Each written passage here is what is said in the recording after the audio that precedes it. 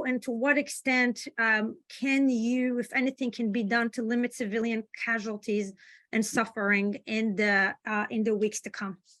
There are things that can be done, but they're limited in their effect. Right. So you can restrict fire to identified targets only. You can use small caliber weapons rather than artillery and large caliber missiles. You can fire only when you're fired upon. You can distribute warning to civilians that a strike is coming by text message or leaflets. The IDF has developed a policy of dropping non-explosive ordnance on the roofs of buildings to tell the occupants that Yes. the building's about to be struck. You can do variations on all these techniques. The problem is if you're going to do a large-scale invasion and occupation of a densely occupied urban area, and the defenders decide to fight back, it's impossible to do this without large-scale loss of civilian life and large-scale destruction of civilian property and infrastructure. It can't be done.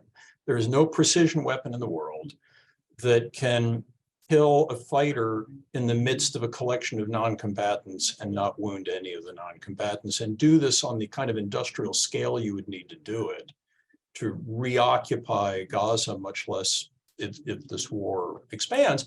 And rational, irregular combatant defenders, knowing this historically, exploit these things for military advantage by deliberately making the distinction between combatant and non-combatant as ambiguous as possible, so as to goad governments into killing more civilians than necessary, so as to generate more resistance to what the government is trying to do, either locally or globally. I mean, it's better to kill fewer, and it's better to destroy less, and it's better to impose less suffering than more. And we can all hope that the IDF operates in a way that produces less suffering rather than more. But the scale of suffering we're looking at in the event of any plausible land invasion of Gaza is going to be stratospheric, and it's going to involve a lot of suffering on the part of Israelis and the IDF. The casualty levels you can expect in this kind of urban warfare in an extremely densely populated area that is aggressively defended is, nasty for the military as well as the civilians. Right. It's just awful all around. It is awful all around.